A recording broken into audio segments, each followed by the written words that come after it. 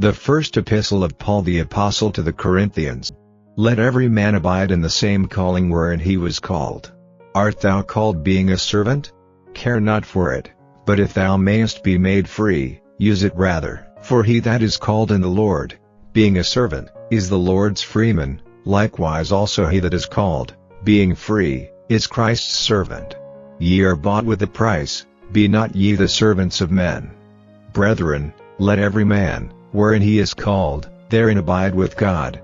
Now concerning virgins I have no commandment of the Lord, yet I give my judgment, as one that hath obtained mercy of the Lord to be faithful. I suppose therefore that this is good for the present distress, I say, that it is good for a man so to be.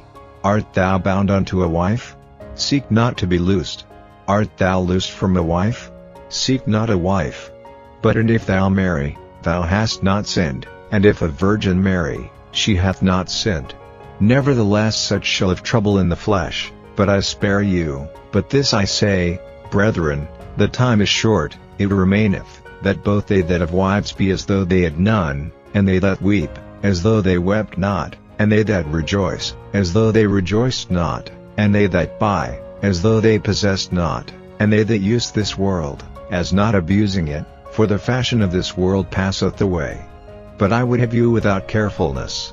He that is unmarried careth for the things that belong to the Lord, how he may please the Lord, but he that is married careth for the things that are of the world, how he may please his wife. There is difference also between a wife and a virgin.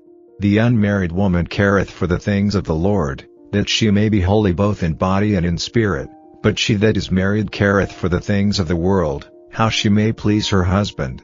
And this I speak for your own profit, not that I may cast a snare upon you, but for that which is comely, and that ye may attend upon the Lord without distraction. But if any man think that he behaveth himself uncomely toward his virgin, if she pass the flower of her age, and need so require, let him do what he will, he sinneth not, let them marry. Nevertheless he that standeth steadfast in his heart, having no necessity, but hath power over his own will, and hath so decreed in his heart that he will keep his virgin, doeth well. So then he that giveth her in marriage doeth well, but he that giveth her not in marriage doeth better.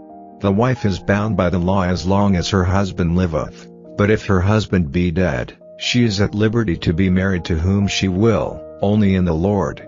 But she is happier if she so abide, after my judgment, and I think also that I have the Spirit of God. Chapter 8. Now as touching things offered unto idols, we know that we all have knowledge. Knowledge puffeth up, but charity edifieth.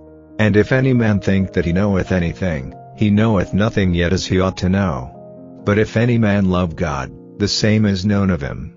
As concerning therefore the eating of those things that are offered in sacrifice unto idols, we know that an idol is nothing in the world, and that there is none other God but one. For though there be that are called gods, whether in heaven or in earth, as there be gods many, and lords many, but to us there is but one God, the Father, of whom are all things, and we in him, and one Lord Jesus Christ, by whom are all things, and we by him.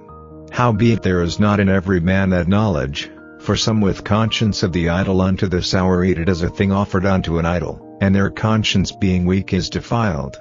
But meat commendeth us not to God, for neither, if we eat, are we the better, neither, if we eat not, are we the worse. But take heed lest by any means this liberty of yours become a stumbling block to them that are weak.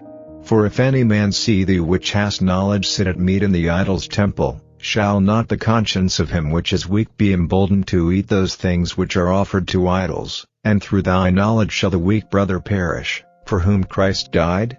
But when ye sin so against the brethren, and wound their weak conscience, ye sin against Christ. Wherefore, if meat make my brother to offend, I will eat no flesh while the world standeth, lest I make my brother to offend.